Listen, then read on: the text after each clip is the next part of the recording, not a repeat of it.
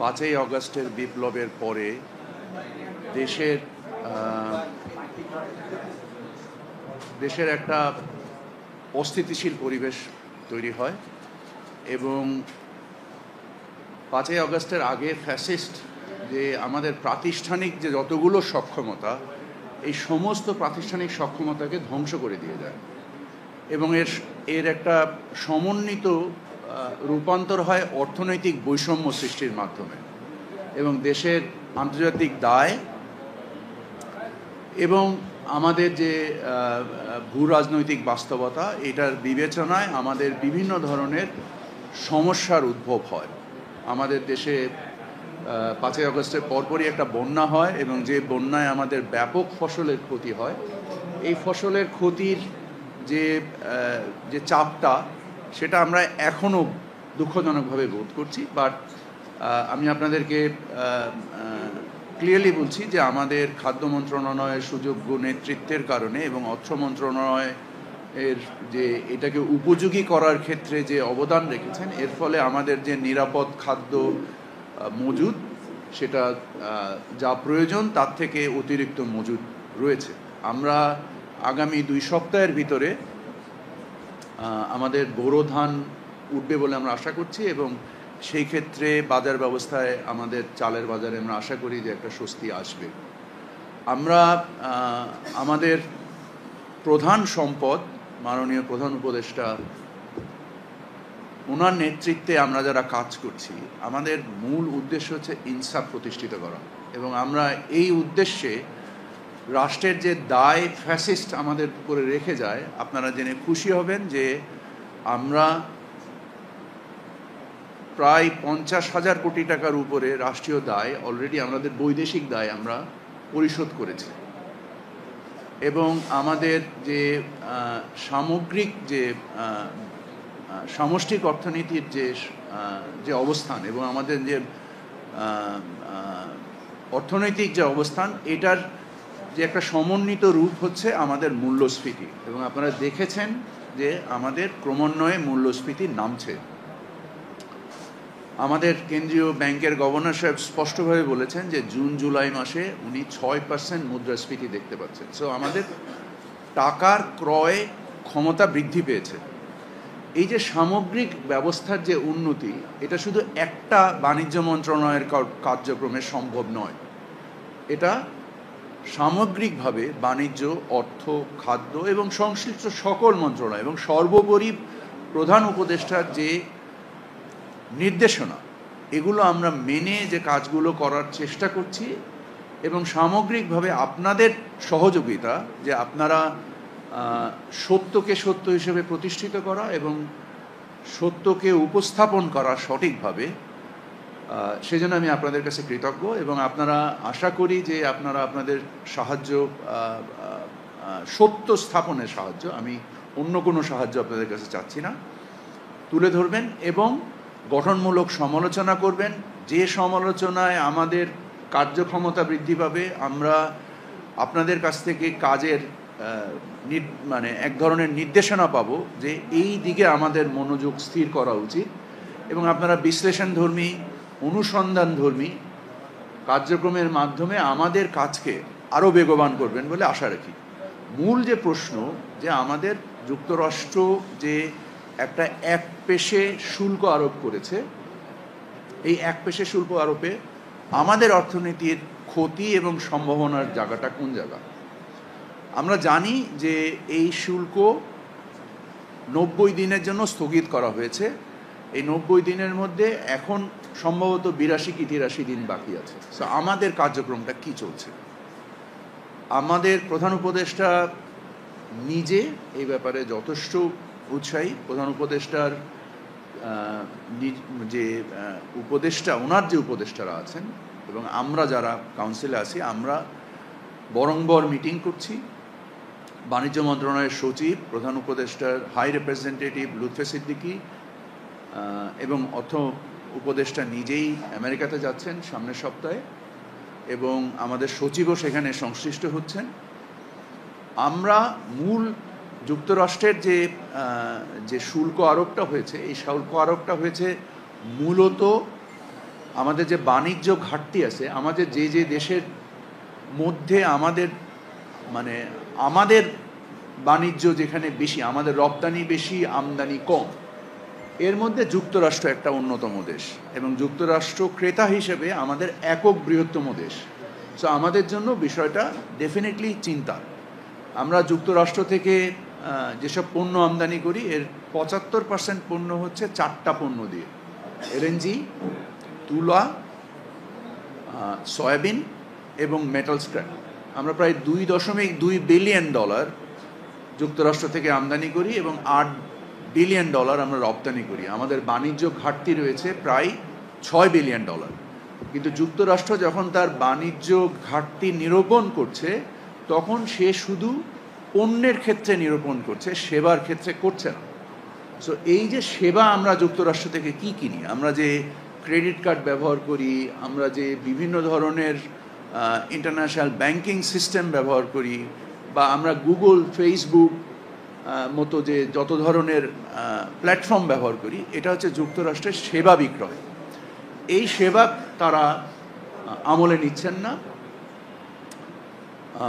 এর পরিপ্রেক্ষিতে আমাদের যে পার্থক্যটা তৈরি হয়েছে, এবং এটাকে যে রোহিত করা হয়েছে 90 দিনের জন্য, আমরা এখনও পুরো আলোচনাটাই অনেক ক্ষেত্রেই ধারণা ভিত্তিক হয়ে যাচ্ছে আমরা কিভাবে বাণিজ্য বৃদ্ধি করতে পারি, যুক্তরাষ্ট্রের সাথে এই বাণিজ্য ঘাটতিকে কিভাবে আমরা কমাতে পারি। এই ক্ষেত্রে দেশের বিদগ্ধ অর্থনীতিবিদ সহ এবং দেশের আমাদের যে অ্যাডভাইজার কাউন্সিলেও আপনারা জানেন যে আমাদের মধ্যে খুব বড় বড় অর্থনীতিবিদরাও উপদেষ্টা হিসেবে কাজ করছেন, তাদের পরামর্শ নিয়ে আমরা কিছু কর্মসমষ্টি তৈরি করেছি। এবং এই কর্মসমষ্টি আমাদের প্রধান উপদেষ্টা হাই রিপ্রেজেন্টেটিভ লুৎফর সিদ্দিকী সাহেব এবং আমাদের বাণিজ্য মন্ত্রণালয়ের সচিব, ওনারা আগামী সপ্তাহে যুক্তরাষ্ট্রে যাচ্ছেন, এবং ইউএসটিআর বলে যে বিভাগটা রয়েছে যুক্তরাষ্ট্র সরকারের, যারা এই শুল্ক নির্দিষ্টকরণের ক্ষেত্রে সিদ্ধান্ত নেন, তাদের সাথে সংযুক্ত হবেন এবং তাদের সাথে আলোচনা করে আমরা আরও নির্দিষ্টকৃত পদক্ষেপগুলো চিহ্নিত করব। আমাদের কিছু ট্যারিফ এবং কিছু নন ট্যারিফ কাঠামো রয়েছে, যার মাধ্যমে, এবং আপনারা জানেন যে WTOর ফ্রেমওয়ার্কে আমরা সারা দুনিয়ার সাথে বাণিজ্য করি। এই WTO ফ্রেমওয়ার্কের বাণিজ্যের যে বৈচিত্র্য, আমাদের সাথে যুক্তরাষ্ট্র থেকে যে $2.2 বিলিয়ন যে আমাদের আমদানি, এছাড়াও কিন্তু আমরা যুক্তরাষ্ট্র পণ্য আমাদের দেশে বিভিন্ন তৃতীয় দেশের মাধ্যমে আমাদের দেশে আসে, যেটা ঠিক যুক্তরাষ্ট্রের বাণিজ্য হিসেবে চিহ্নিত হয় না সরাসরি। ওই দেশের হয়তোবা সিঙ্গাপুরের মাধ্যমে আসছে বা অন্য আরেকটা দেশের মাধ্যমে আসছে, ওই সবভাবে চিহ্নিত হয়। সো আমরা পরীক্ষা করে দেখছি যে আমরা সরাসরি যুক্তরাষ্ট্র থেকে এনে, এবং আমাদের কিছু পণ্য আছে যে পণ্যগুলো আমাদের উভয় দেশেরই অর্থনীতির জন্য ইংরেজিতে বলে কমপ্লিমেন্টারি, যে উভয় দেশকেই সুবিধা দিবে। যেমন আমাদের পশুখাদ্য, যেমন আমাদের সয়াবিন তেল, এটার যদি আমরা মূল্যকে সহনীয় পর্যায়ে আনতে পারি এবং এটার শুল্ক যদি আমরা প্রপারলি হ্যান্ডেল করতে পারি, এবং তুলো, যেটা আমরা পৃথিবীর একটা অন্যতম বৃহত্তম আমদানিকারক, যুক্তরাষ্ট্রের তুলো পৃথিবীর মধ্যে শ্রেষ্ঠ। দূরত্বের কারণে অনেক সময় যুক্তরাষ্ট্রের তুলো আমাদের গার্মেন্টসের যে লিড টাইম আছে, এটার সাথে অনেক সময় পেরে ওঠে না। সো এটাকে উপযোগী করার জন্য আমরা অবকাঠামোগত বিভিন্ন রকমের সুবিধার কথা চিন্তা করছি, যাতে আমাদের কম্প্যারেটিভনেস বাড়বে, আমাদের পণ্যের মান বাড়বে এবং আমাদের বাণিজ্য ঘাটতি কমবে। সো এই পর্যায়ে আমি এতটুকুই বলতে পারি। এছাড়াও আমরা যুক্তরাষ্ট্র থেকে আমাদের প্রতিনিধি দল ফেরত আসলে আলোচনা সাপেক্ষে, এবং এর পরবর্তীতে আমি নিজেই যাব আমার যুক্তরাষ্ট্রের বাণিজ্য মন্ত্রীর সাথে সাক্ষাতের উদ্দেশ্যে, এবং সেখানে আমরা আরও সুস্পষ্ট আমাদের প্রস্তাবসমূহ পেশ করব, এবং আমরা আমাদের জন্য কম্প্যারেটিভ বা আমাদের ব্যবসা, কারণ আমরা যে যুক্তরাষ্ট্রে ব্যবসা করি আমরা কিন্তু যুক্তরাষ্ট্রের বাজারে শুল্ক পরিশোধ করে ব্যবসা করি। যুক্তরাষ্ট্র আমাদের রপ্তানির বিনিময়ে যুক্তরাষ্ট্রের সরকার $1 বিলিয়ন অতিরিক্ত শুল্ক আদায় করে থাকে আমাদের পণ্যের আমদানিকারকদের কাছ থেকে।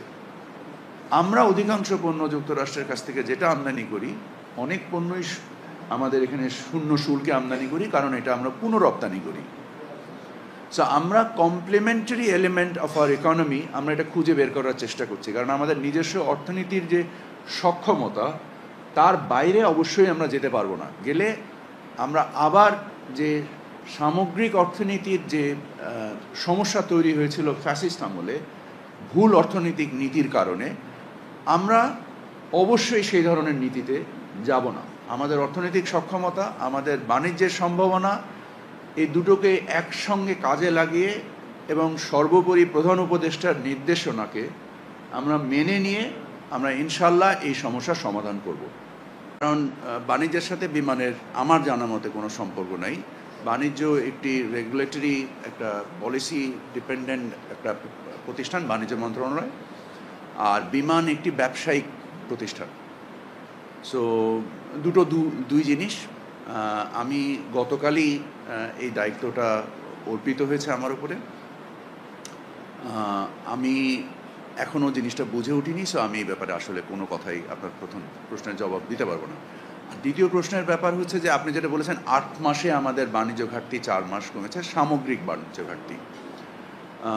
আমি আসলে এই ব্যাপারটা এইভাবে নির্দিষ্ট করিনি, সো আমি খুব স্পেসিফিক্যালি বলতে পারবো না। আর একটা জিনিস হচ্ছে এটা একটা গতিশীল বিষয়। সো বছর শেষে যে কি দাঁড়াবে, আমাদের আপনারা জানেন যে রমজান কেন্দ্রিক আমাদের প্রচুর খাদ্যপণ্য আমদানি হয়েছে এবং আমাদের জ্বালানি পণ্যের দাম কিছুটা বাজারে কমেছে, আন্তর্জাতিক বাজারে। এই কারণে একটা সাময়িক দেখা যেতে পারে, কিন্তু সামগ্রিকভাবে আমাদের তো বাণিজ্য ঘাটতি রয়েছেই। যদি আপনি আমাদের টোটাল এক্সপোর্ট এবং ইম্পোর্ট দেখেন, আমাদের এক্সপোর্ট হয়তো বা $50 বিলিয়ন, কিন্তু ইম্পোর্ট 80 থেকে 90 বিলিয়ন ডলার। সো এটা আসলে সামগ্রিকভাবে কমার কোনো সুযোগ আমি দেখছি না। সো আমরা এই বাণিজ্য ঘাটতিটা কিভাবে অফসেট করি? একটা হচ্ছে আমাদের রেমিটেন্স। আপনারা জানেন যে আলহামদুলিল্লাহ আমাদের যারা আমাদের যে বিদেশে যারা আমাদের কর্মী বাহিনী এই তপ্ত বালুতে কাজ করেন এবং পরিশ্রমের মাধ্যমে ওনাদের অর্জিত যে আয়টা দেশে পাঠাচ্ছেন, মাশাআল্লাহ ওনারা সঠিকভাবে সুন্দরভাবে ব্যাংকিং চ্যানেলে পাঠাচ্ছেন।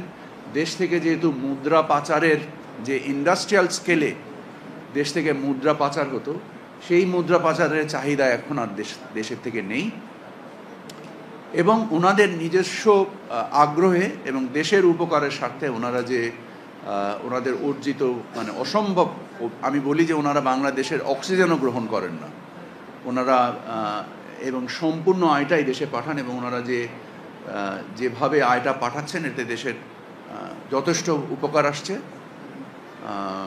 এবং এর বিনিময়ে আমাদের যে বাণিজ্য ঘাটতির যে রপ্তানি এবং আমদানি ব্যয়ের যে বাণিজ্য ঘাটতির একটা বড় অংশ পূরণ করে হচ্ছে আমাদের রেমিটেন্সের টাকা দিয়ে। সো সামগ্রিকভাবে বছর শেষে কি নাম্বার দাঁড়ায় এই ব্যাপারে আমি এখনো সুনির্দিষ্টভাবে আপনাকে বলতে পারছি না। এই পর্যায়ে আমাদের আজকের পত্রিকার বিশেষ প্রতিনিধি ও বিজনেস এডিটর শাহ আলম খান।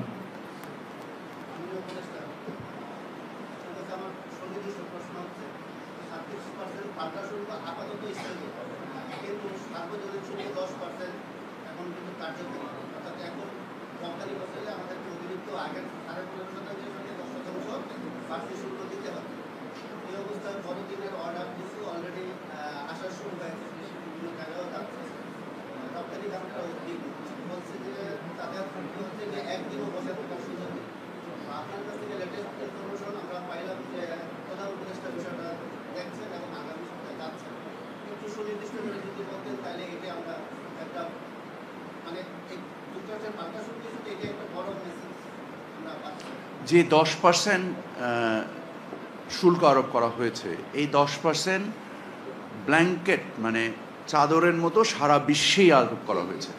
অতএব আমরা এটা নিয়ে মোটেও চিন্তিত না। এবং আমাদের একটা প্রতিযোগী দেশ হচ্ছে চায়না, যার উপরে 100%-এর উপরে শুল্ক আরোপ করা হয়েছে এবং চায়না আমাদের থেকে অনেক বেশি বড়। তো সেই ক্ষেত্রে আমরা উল্টো মনে করি যে আমাদের দেশে কিছু অর্ডার আরও বাড়তি আসবে বলে আমরা বিশ্বাস করি। সেই ব্যাপারে আমরা বলতে যে ইন্ডাস্ট্রির সাথে যারা সংশ্লিষ্ট, গার্মেন্টস ইন্ডাস্ট্রি এবং মানে স্পেশালি গার্মেন্টস ইন্ডাস্ট্রি, ওনারা কনফিডেন্ট যে এটা ওনাদেরকে কোনো ধরনেরই কোনো ইম্প্যাক্ট করবে না। এই পর্যায়ে আমাদের এটিএন বাংলার মাহমুদ চকর একটি প্রশ্ন।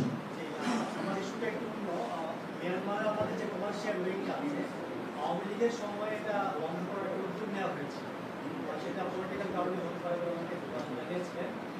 এখন কি আপনারা সেই উদ্যোগটাই বাস্তবায়ন করবেন নাকি কমার্শিয়াল আমাদের বাণিজ্য ঘাটতি আছে?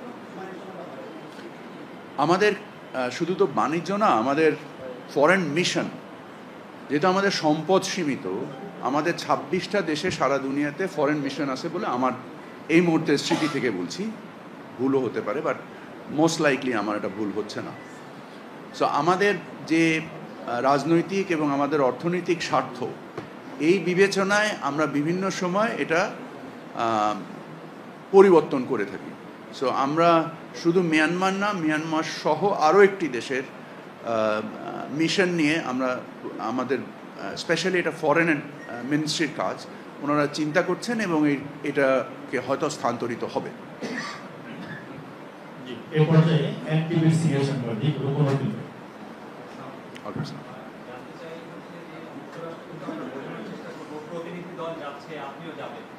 না, আমি এই মুহূর্তে যাচ্ছি না, পরবর্তীতে। হ্যাঁ,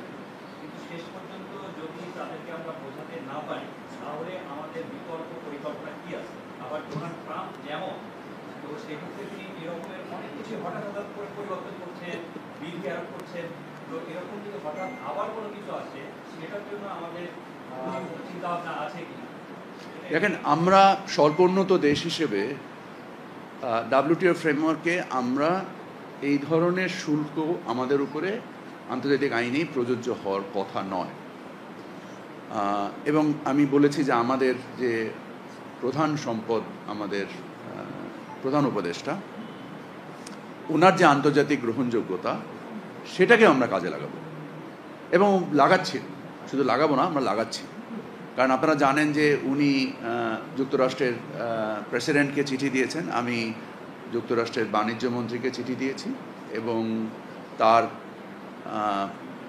যদিও এটা বৈশ্বিকভাবে ওনারা সিদ্ধান্ত নিয়েছেন, আমরা আশা করি যে আমাদের যে প্ল্যানে আমরা আগাচ্ছি, এই কারণেই আমরা ওনাদের সাথে সংশ্লিষ্ট হয়ে সরাসরি বোঝার চেষ্টা করছি যে আকাঙ্ক্ষাটা যেহেতু মৌলিকভাবে বাণিজ্য ঘাটতি কমানো, এবং আমি নিশ্চিত যে যুক্তরাষ্ট্রও উপলব্ধি করে যে এটা একদিনে সম্ভব নয়।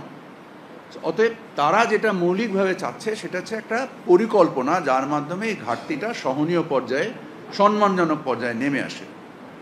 সো আমরা আশা করি যে আমাদের পরিকল্পনা দিলে এবং আমাদের যে মানে আমাদের যে অবস্থান, সেটা অর্থনৈতিক, ভূরাজনৈতিক যে অবস্থান আছে, তার বিনিময়ে আমরা আমাদেরকে মানে অপ্রতিযোগীশীল ওনারা করে তুলবেন না। কারণ আমরা যদি অপ্রতিযোগীশীল হই, তাহলে যুক্তরাষ্ট্রের যারা ভোক্তা তারাও ঠকবে, কারণ আমরা তো শুল্ক পরিশোধ করে তার বাজারে ব্যবসা করি।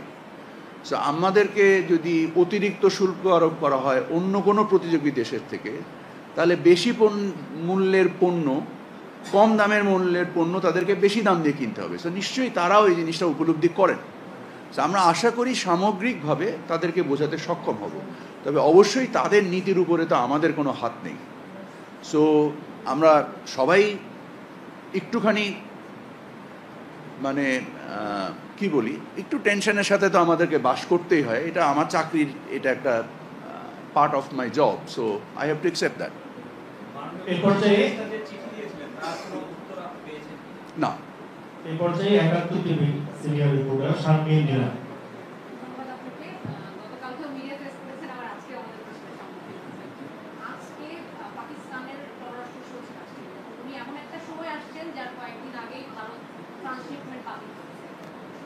বাণিজ্যের কোনো কৌশলগত পরিবর্তন কি বাংলাদেশ আসলে আনতে চাইছে কি, বা বাণিজ্যের বিকল্প কোনো জায়গা খোঁজা বা এটা বৃদ্ধি করার কথা বাংলাদেশ আসলে ভাবছে? দেখেন, বাণিজ্যের ক্ষেত্রে আমি বরাবরই বলে এসেছি, আই ওয়ান্ট ট্রেড ইনক্লুশন, এবং আমি আমার যে ভিত্তি আছে বাণিজ্যের, এটাকে আমি বৈচিত্র্যময় এবং আমি এটাকে বৃহৎ পরিসরে নিতে চাই। পররাষ্ট্র সচিব পাকিস্তান থেকে এসছেন, ওনাদের কাজ মূলত পররাষ্ট্র মন্ত্রণালয়, ওখানে আমার সাথে কোনো সংযোগও নেই। সো আর আমি ব্যক্তিগতভাবে জানিও না যে ওনাদের আলোচ্য সূচি কী এবং কী বিষয়ে এসছেন। বাট আমি যদি আপনি আমাকে বলেন to trade with Pakistan, I have absolutely no problem. To trade with India, I have absolutely no problem. To trade with China, everybody is welcome, because আমার কাছে বাংলাদেশের মানুষের স্বার্থ সর্বাগ্রে। এখানে ইন্ডিয়া, পাকিস্তান, চায়না থেকে আমার মূল জিনিস হচ্ছে যে আমার যারা নাগরিক, আমার বাংলাদেশিরা আমার কাছে more important than any other country. So আমাদের স্বার্থে আমরা সকলের সাথেই বাণিজ্য করব। এই পর্যায়ে আমাদের সাপ্লিমেন্ট ছিল, সেক্ষেত্রে ট্রান্সশিপমেন্ট বাতিল হলে কোনো সংকট হবে না, আপনি গণমাধ্যমকে বলেছেন। বিকল্প কি ভাবছেন?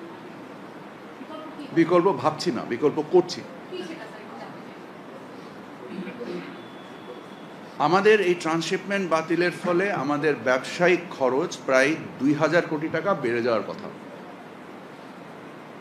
আমরা চেষ্টা করছি যে আমরা যে কর্মসমষ্টি নিয়েছি, এক্ষেত্রে আমাকে জ্বালানি মন্ত্রণালয় থেকে শুরু করে প্রধান উপদেষ্টা নিজে আমাকে এ ব্যাপারে রাতের বেলা ডেকে নিয়ে গিয়েছেন বন্ধের দিনে, টু আপডেট হিম, এবং আমরা আলোচনা করেছি, ওনার কাছ থেকে নির্দেশনা নিয়েছি, এবং আমি নিজে এয়ারপোর্টে পয়লা বৈশাখের দিন মোটামুটি পুরো দিনই কাটিয়েছি to understand the steps and the sequences, এবং আমাদের খরচা কেন বেশি, কেন আমাদের কার্গো আরেকটা দেশের সহায়তা নিয়ে যেত। আমি আশা করি, এখন যেহেতু গতকাল থেকে আবার এই দায়িত্ব নতুনভাবে আমার উপরে অর্পিত হয়েছে, সো আমি আশা করি যে আমরা ঠিক যেভাবে আমরা বাজারকে বৈচিত্র্যময় করা এবং বাজারকে সরবরাহ কেন্দ্রে সরবরাহভিত্তিক ব্যবস্থার উন্নতির মাধ্যমে বাজারের মূল্য একটা স্টেবিলিটি আনার চেষ্টা করেছি, একই কাজ আমরা বিমানের কার্গোর ক্ষেত্রেও করব, এবং আশা করি আমাদের এই 2000 কোটি টাকার খরচ আর 2000 কোটি টাকা থাকবে না, এটা 0 টাকা থেকে মাইনাস টাকায় আনার চেষ্টা করছি, ইনশাল্লাহ সম্ভব হয়ে যাবে। এই পর্যায়ে আমাদের যুগান্তরের বিশেষ প্রতিনিধি, বিজনেস মিটে কাজ করেন, মিজান চৌধুরী। আমি বিধান চৌধুরী যুগান্তরে আছি। আমার একটা কোশ্চেন হচ্ছে, 37% সুদ আরোপের যে সমস্যাটা, এইটা সমাধানের জন্য আমরা টিকফা ফোরামকে কেন ব্যবহার করছি না? কারণ টিকফা চুক্তিটা যখন বাংলাদেশের সাথে ইউএসএর হয়, সেখানে কিন্তু একটা বিধান আছে যে দুই দেশের বাণিজ্য সংক্রান্ত যে কোনো সমস্যার কারণে জরুরি ভিত্তিতে মিটিং ডেকে এটা সমাধান করার একটা বিধান অন্তর্ভুক্ত আছে, কিন্তু আমরা সেই বিধানটাকে ব্যবহার না করে অন্যভাবে আলোচনা হচ্ছে, কিন্তু এটাকে কি ইগনোর করা হচ্ছে কিনা এই বিষয়টা একটু। টিকফাটা হচ্ছে WTO ফ্রেমওয়ার্কের আন্ডারের একটা সিস্টেম। ওনারা যখন শুল্ক আরোপ করেছেন, ওনারা টিকফা সিস্টেমের বাইরে বেরিয়েই শুল্কটা আরোপ করেছেন। সো এই কারণে আমরা টিকফা নিয়ে আমরা আলোচনা করছি, বাট এইটা আমাদেরকে মূলত USTR-এর সাথে, এবং এটা এমন একটা অফিস যেটা একদম হোয়াইট হাউসের জাস্ট উল্টো পাশে একটা অফিস, যেখানে এই শুল্ক সংক্রান্ত বিষয় নিয়ে আলোচনা হচ্ছে। টিকফার আলোচনাও প্যারালালি আমাদেরকে চলছে, বাট এই যে নতুন আরোপিত বাণিজ্য ঘাটতির উপরে নির্ভর করে একটা চাদরের মতো একটা শুল্ক আরোপ করেছে, এটার সাথে টিকফার সরাসরি সম্পর্ক নেই। জি ধন্যবাদ। আমরা শেষ করব। আমরা এর আগে দুটি প্রশ্ন নিচ্ছি। সমকালের সিনিয়র রিপোর্টার মেসবাউল, এরপর একটি নিবন্ধ শেষ করব।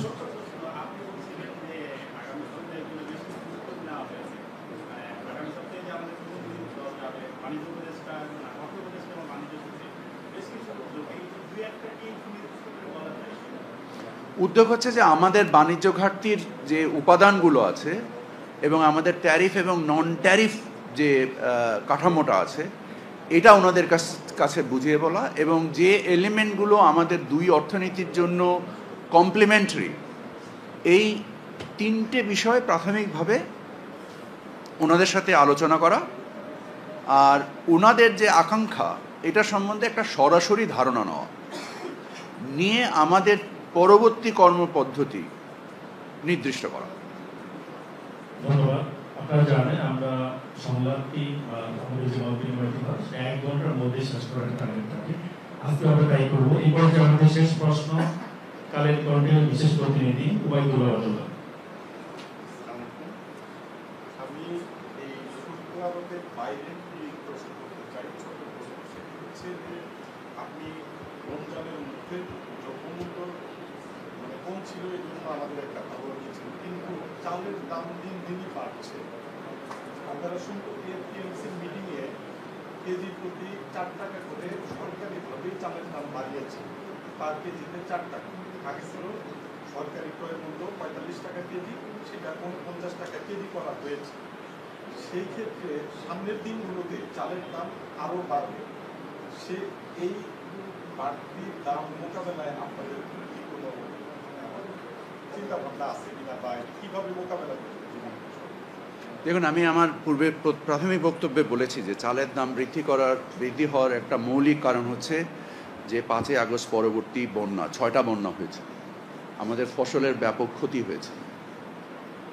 আমাদের দেশে প্রায় 5 কোটি টন ধান উৎপন্ন হয়। আমাদের কৃষকদের একটা নির্ভরশীলতা রয়েছে। ধান একটা প্রধান প্রধানতম কৃষিপণ্য আমাদের। সো কৃষক পর্যায়ে আমাদেরকে যদি টাকা বা সঞ্চয় তৈরি করতে হয়, তাহলে আমাদের ধানের মূল্য বৃদ্ধি করতে হবে। এই কারণেই সঠিকভাবে সরকার 4 টাকা চালের দাম বেড়েছে, এবং আপনারা নিশ্চয়ই দেখেছেন বাজারে সেই পরিমাণ ধানের দামও বেড়েছে, যেটা একটা সরকারি যে একটা ডিস্ট্রিবিউশন অফ ওয়েলথ, সম্পদের বন্টনের ক্ষেত্রে এবং কৃষি পর্যায়ে সঞ্চয় তৈরি করার ক্ষেত্রে। এবং শুধু তাই না, সারের ব্যবস্থা যথেষ্ট পরিমাণ রেখেছে। বিদ্যুৎ যা ইরিগেশন বা সেচের জন্য ব্যবহার করার জন্য তার সামগ্রিকভাবে তার খরচ কমানোর জন্য, এবং আশা করি আল্লাহর রহমতে আমাদের যে আবহাওয়াগত যে অনুকূল পরিবেশ রয়েছে এখনও ধানের ক্ষেত্রে, সো আমাদের ধান যদি পরিমাণগতভাবে ইনশাল্লাহ বৃদ্ধি পায়, তাহলে এই ক্ষেত্রে একটা মূল্য স্থিতিশীলতা আসবে বলে আমরা মনে করি, যেটা আমাদের অন্য কৃষি পণ্য ক্ষেত্রেও আমরা দেখেছি। আল্লাহ আমাদেরকে বরকত দিয়েছেন, একই জায়গায় যেখানে হয়তো 20 মণ আলু হয় সেখানে 30 মণ আলু হয়েছে। সো এই যে অতিরিক্ত ফলন হয়েছে, এই মার্জিনাল কস্টের মাধ্যমে ম্যাসিভ ভ্যালু গ্রোথ হয়েছে আমাদের কৃষি পর্যায়ে। সো ওখানে একটা হতাশা যে আগে যেটা থাকতো, সেই পরিমাণ হতাশা হয়নি। যে পরিমাণ বাজারে পণ্য মূল্য কমেছে, সেই পরিমাণ কৃষক পর্যায়ে কিন্তু হতাশা তৈরি হয়নি। হতাশা নেই আমি সেটা বলছি না, বাট ওই পরিমাণভাবে নেই। সো অনুরূপভাবে চালের মূল্য এবং সামগ্রিকভাবে যেটা সমষ্টিগতভাবে যেটা রূপ হচ্ছে আপনার টাকার ক্রয় ক্ষমতা, যেটাকে নির্দিষ্ট করে হচ্ছে আপনার মুদ্রাস্ফীতি। আমরা দেখছি যে ক্রমান্বয়ে আমাদের মুদ্রাস্ফীতি কমছে। আগে আপনি 500 টাকা বা 1000 টাকা নিয়ে আপনার বাজারের ব্যাগ যে পরিমাণ ফুলতো, এখন আল্লাহর রহমতে বেশি ফুলে। তার মানে আপনার ওই 100 টাকার ক্রয় ক্ষমতা বৃদ্ধি পেয়েছে। সে এই যে একটা জটিল সমীকরণ সরকারকে করতে হয়, সামগ্রিকভাবে সম্পদের বন্টন এবং টাকার ক্রয় ক্ষমতা বৃদ্ধি করা, এই জটিল সমীকরণটা আমরা সকলে মিলে একসাথে কাজ করছি, এবং আল্লাহ আমাদের কাজে বরকত দিচ্ছেন। এবং কিছু কিছু জায়গায় আমাদের যেসব জায়গায় ব্যর্থতা আছে, সেসব জায়গাগুলো আপনাদের কাছ থেকে জানার বোঝার চেষ্টা করছি। সেই অনুযায়ী পদক্ষেপ নিয়ে কিছু জিনিস কারেকশন করছি, কিছু জিনিস হয়তো বা কারেকশন হতে একটু সময় লাগছে। সো আপনাদেরকে ধৈর্য ধরতে অনুরোধ করব, এবং অ্যাট দ্য সেম টাইম আমাদেরকে একটু যদি জানিয়ে দেন যে এই কাজটা যদি আমরা করি সঠিকভাবে, যদি আপনারা অনুসন্ধান, যেটা আমি প্রথমেই বলেছি, আপনাদের অনুসন্ধানমূলক কার্যক্রমের মাধ্যমে যদি আমাদেরকে অবহিত করেন, কারণ আপনাদের লেখাগুলো আমরা মনোযোগের সাথে পড়ি এবং সেই অনুযায়ী পদক্ষেপ নেওয়ার চেষ্টা করি। ধন্যবাদ মাননীয় প্রশ্ন মহোদয়কে। এক প্রশ্ন আমরা শেষ করতে হবে, তারপর আমরা একটা মধ্যে দিচ্ছি একটা প্রশ্ন আমাদের নিউজ 24 এর শাহনাজ হাসান বিশ্বাস রিকোয়েস্ট করেছে একটা প্রশ্ন শেষ করে দিচ্ছেন।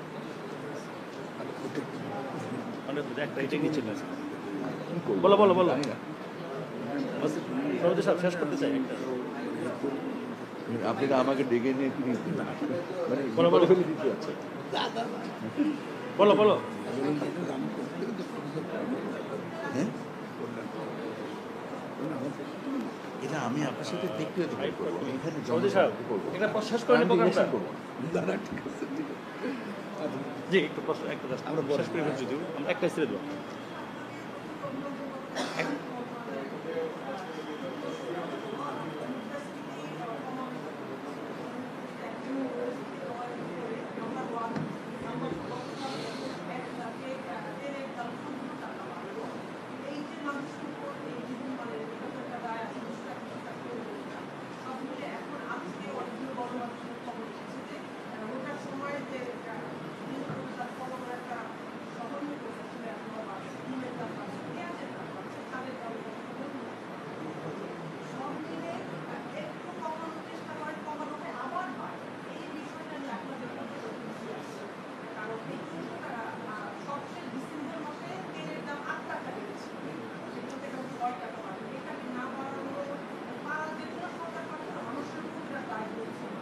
আমার মনে হয় গতকালকের মিটিংয়ে আপনি ছিলেন, আমি স্পষ্টভাবে ব্যাখ্যা করেছি যে কেন সরকার তেলের দাম বাড়িয়েছে। সরকার প্রায় 2000 কোটি টাকা অর্থ মন্ত্রণালয় এই বাজারকে স্থির রাখার জন্য ভর্তুকি দিয়েছে, যার বিনিময়ে তেলের দামকে আমরা, তারপরও আমাদেরকে আপনি রাইটলি বললেন 8 টাকা ভর্তুকি দিতে হয়েছে। আমাদের কাছে তথ্যের কোনো গরমিল নেই। আমরা যে তথ্য সংগ্রহ করছি ট্যারিফ কমিশনের মাধ্যমে, এবং আপনারা জানেন যে ভোক্তা অধিকারকে কাজে লাগিয়ে আমরা একটা বাজারে শৃঙ্খলা স্ট্যাবলিশ করার চেষ্টা করেছি। বহুল অংশেই সফল হয়েছি, কিছু অংশে ব্যর্থতা তো ডেফিনেটলি আছে। আর মুদ্রাস্ফীতি আর 14 টাকা এক জিনিস না। মুদ্রাস্ফীতি হচ্ছে একটা সামগ্রিক প্রতিফলন আপনার টাকার ক্রয় ক্ষমতার বিষয়। আর 14 টাকা যে দাম বেড়েছে, আমরা এটা বাড়াতে বাধ্য হয়েছি, কারণ আপনারা জানেন যে সরকারের যে যে রাজস্ব ঘাটতি রয়েছে, পরিচালন ব্যয়, আপনার এখানে ইলেকট্রিসিটি চলছে, এখানে লাইট জ্বলছে, সরকারের যে নিজস্ব যে পরিচালন ব্যয়, এই ব্যয়ের টাকাটা তো তুলতে হবে, না হলে রাষ্ট্রকে দায় তৈরি করতে হবে। রাষ্ট্র বিদেশ থেকে বা ব্যাংক থেকে লোন করবে, এই লোনের টাকা তো ডাইরেক্টলি হোক ইনডাইরেক্টলি হোক আপনাকেই দিতে হবে। সো আমরা কি সেটা করব, না আমরা নিজেদের সামর্থ্যে চলার চেষ্টা করব? সো এই কষ্টটা অবশ্যই আমাদের জন্য